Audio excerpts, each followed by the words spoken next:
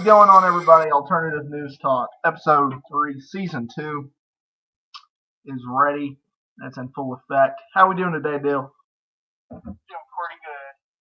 It's good to know. It's Tuesday, and Hope everyone had a good Labor Day weekend, and we're going to get to that in a minute. But quick question for my co-host. What does Labor Day mean anyway? Labor Day is a day, because everyone's working real hard. Everyone deserves a day off. It goes back, when we started getting labor unions and all that, Yeah. Everyone deserves a day off. So it's pretty much a day where it's like, let's all have a holiday where we all get to get off for one day. At least one day. So almost everyone is off. Not everyone is, because for instance, my parents used to be nurse aides, and they only get off because, people still need help. Doctors still work, things like that. So a lot of people are off. Oh, okay. I want to get into a quick story. Did you know iPhone is coming out with a new iPhone? Or Apple's coming out with a new iPhone? iPhone's coming out with a new iPhone. Yeah, I heard about that. Is it supposed to be the iPhone 5, or they added another letter to it? iPhone 5, and it comes out September 12th. So, pretty cool. I'm not getting one, but it sounds pretty cool. No, I'm not getting one either. I'm actually switching over to a Galaxy. Android. Yeah, a little Android. Basically, it comes out September 12th, which is next Wednesday. It's an invite in the Yerba Buena Center in San Francisco. An invite only. And basically, this says that it's a new two-tone unbody design, similar to a dot connection 4G Lite, and a 4-inch display using some new technology.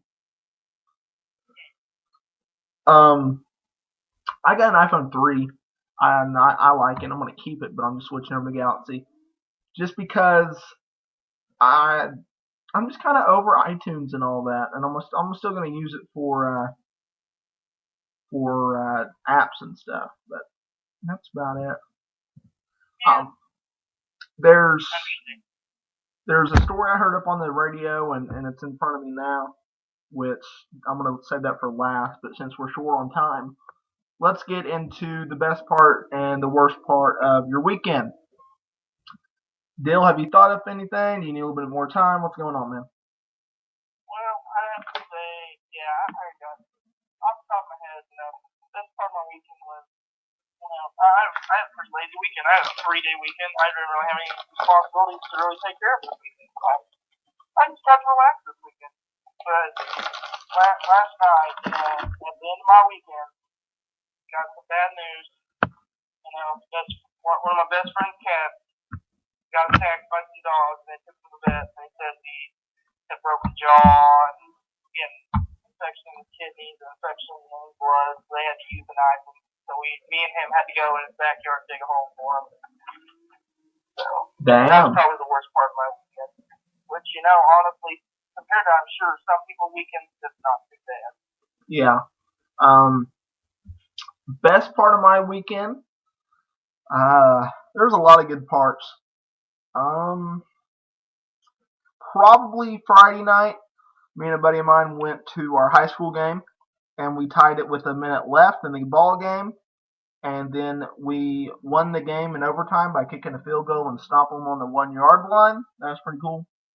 Worst part of my weekend, probably be Saturday night.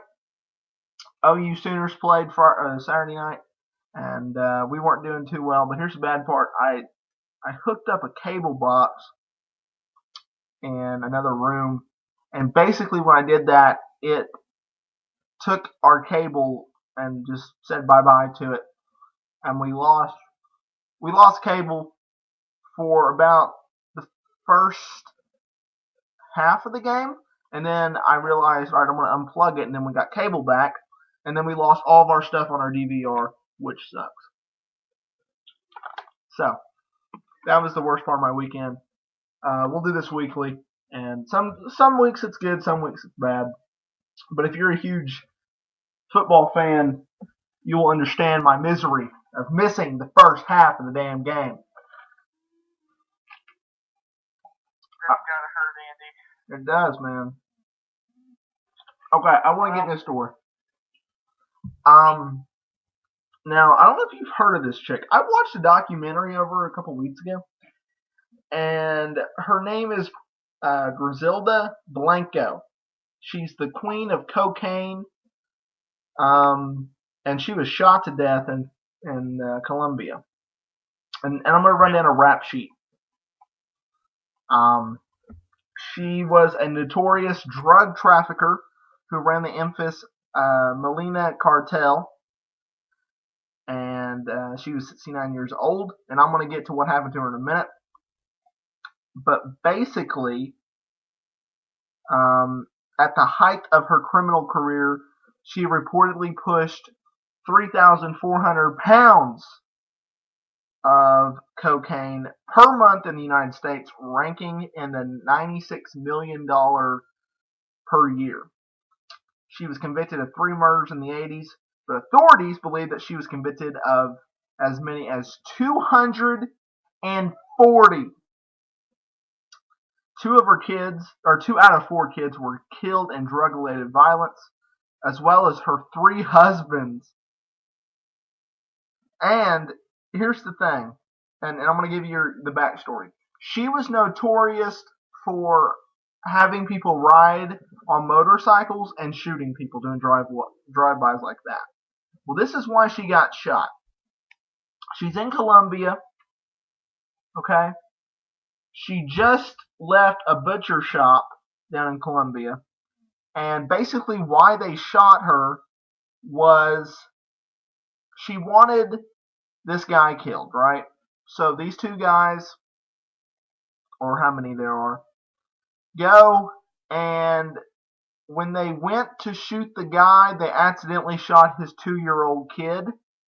They got scared. They ran back to her. At first she was mad because they didn't shoot him, but get this.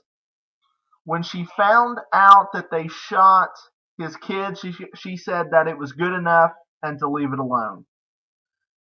So this guy gets back, and basically she was hitting a drive-by. 2 men on motorcycles opened fire on the 69-year-old as she left the butcher shop in Medellin, and she got shot in the head twice. So, let's just say that was a bad day at the office for Blanco. So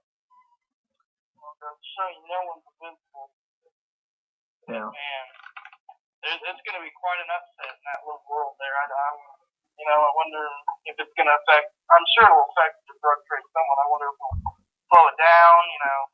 Make it harder for them to get drugs here in the U.S. or what. Because she got murdered in cold blood, but she was a drug, in this case, queen, and she's probably used to this kind of thing, so she just probably didn't think it happened to her when she's so high. But it's a horrible world, I'm sure. It is. What was I gonna say? That's a lot of drugs. 3,400 pounds of cocaine per month. That's almost 2 tons of cocaine a month. That's insane. That means she's hauling in over 80,000 pounds of cocaine a year in the U.S. And man, it could be the kids getting into that coke. They could bank accounts. Yeah. But you can't say that she wasn't. She didn't deserve it. You know what I mean? She ordered it. She ordered a hit on this man and killed his 2-year-old son. He was just his. This even got revenge. I'm sure she ended up killing plenty of people herself as well as telling others to do it throughout her career. Well, in a world like that, no one gets to talk about getting their hands dirty. Well, she was convicted of 3 murders, but they think that she killed up to 240. So I definitely think she deserved it. Yeah, that's that's a decent amount of kills, for one person. Her KD must be insane. Well, seeing as how her D is only 1, yeah, I'd say so. If you're a Call of Duty fan, you'll get that one. Or a Halo if you're fan. a shooter fan, you'll get that. Thank you. I'm having a rough day. And here's just another story. Again, I have ideas in my head, but once we go live, it's completely let's find stories. I don't browse the internet because frankly I'm just too damn busy, and Dylan doesn't want to do it, and I don't blame him. So here's another thing, real quick before we get into the story.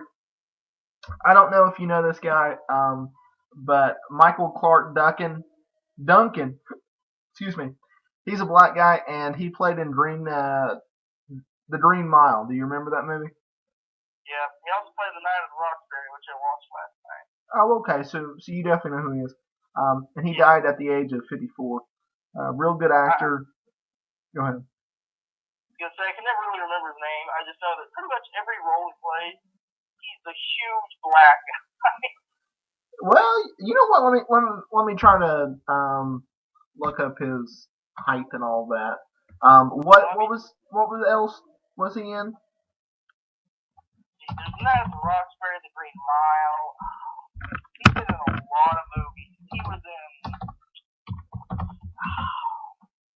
I think, probably Eddie Murphy's Orbit. I think he was in that. I may be wrong, but I think he was in that.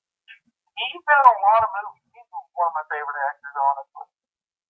Yeah. He worked in The Green Mile, Armageddon, the whole 9 yards, Daredevil, big. Yeah, he played the Kingpin in Daredevil. I forgot about that. It doesn't say how. Oh, here we go. He's 6'5", and he's around 315. So he's a big boy. He appears to be at least mostly, if not all, muscle. Oh yeah, and obviously we won't know what he died from until they do the autopsy and all that, and it comes back in a couple months. But seemed like a real good dude, family man, hard worker, and seemed like a nice guy. And rest in peace, Mr. Michael Clark Duncan. And here's a weird story. Dylan, did you know that phone sex is not prostitution, according to Italian court rules? Well, technically no. I wouldn't consider it prostitution. Well, let me run it down for you. A man was charged with prostitution for engaging in phone sex. An Italian judge ruled that a lower court made a bad call. In the Italy Supreme Court found on Friday, verbally servicing a person proposed of sexual excitement does not mess up with the sexual service laws. And he, are you okay over there? Me? Yep. Yeah, I had to plug in my device here into the charger. Oh, we didn't have any more technical difficulties. I'm sorry. It's all good. The defendant, he paid the woman to provide phone sex to one of his business clients. And a lower court said that was actually a crime. So anyway. And if you're on the telephone or internet web chats, it's not, you can't get convicted of it. Anyway.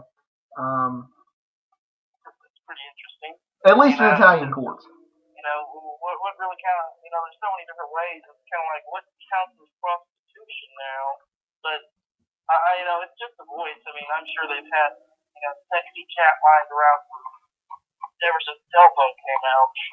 Yeah. Let's see. Let's take a quick commercial break, and we'll be right back. If you're on the podcast, you won't hear the commercial break, and if you're live, hang on for about 30 seconds to a minute, and we'll be right back. That sound more like everyone else than anyone else. Hey, alright, it's Kip Casper.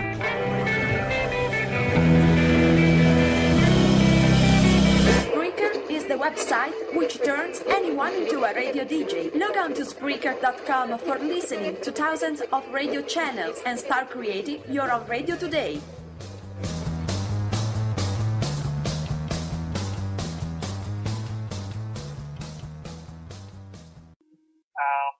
Alright, y'all. One more commercial break.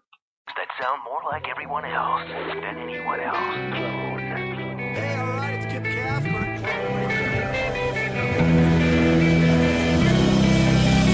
Spreaker is the website which turns anyone into a radio DJ. Log on to Spreaker.com for listening to thousands of radio channels and start creating your own radio today.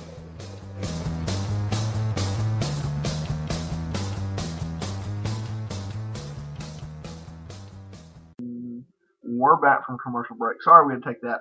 But we got a story for you. And this is about a strip club offering tuition for, am I saying that word right? Tuition? Tuition. Same thing. Now, and here we go, y'all. In Canada, oh Canada, a strip club is willing to lighten the financial load for ladies who lighten their wardrobe on the stage. The owner of Leopard's Lounge in Windsor, Ontario, Canada, says immigration laws have stripped the club of many of its dancers. Hoping to sweeten the pot, they're paying. Students who work at the strip club can receive all the way up to $1,700 in is it tuition? Tuition. Thank you. Just whenever I say it, you just say it. For full-time or part-time classes worked at area colleges or the University of Windsor. But here's the catch. Double D might be the best letters for dancers. But if you are a dancer, you have to be a B plus average. Girls can take any classes they want to help better themselves, says the owner. We have girls studying business, finances to become nurses and assistants, and a chiropractor. So, and if you want to go dancing, go to Canada. Anyway, what do you have to say about this deal? It's the true stereotype of the time of a stripper to get through college. But, I mean, I guess that's kind of a way to give back to the community, you know?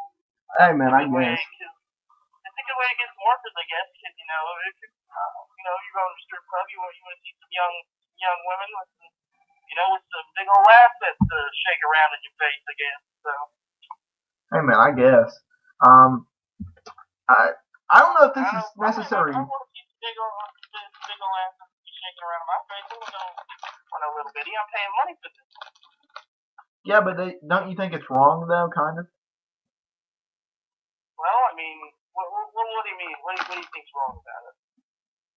Well, some girls, they really want to go to college, so a guy's saying, hey, work at my strip club, and I'll pay your tuition. Well, I mean, it's still a job to get money for college. I mean, it's their choice. It's not like they're being forced into it. Maybe they plan on doing it anyway, and it's just a bonus to them. Yeah, but here's the thing, though.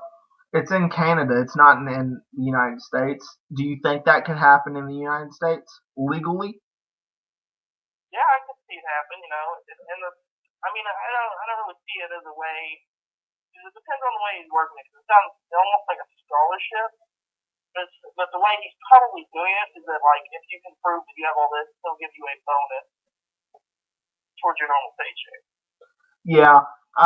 Now, I don't have a problem with this at all, but it does seem like if it did go to the United States and did this legally, someone would make a point out of it and take them to court or sue them or something. You know what I mean? There's so many groups out there that try to get in people's business and just want attention. You know what I mean?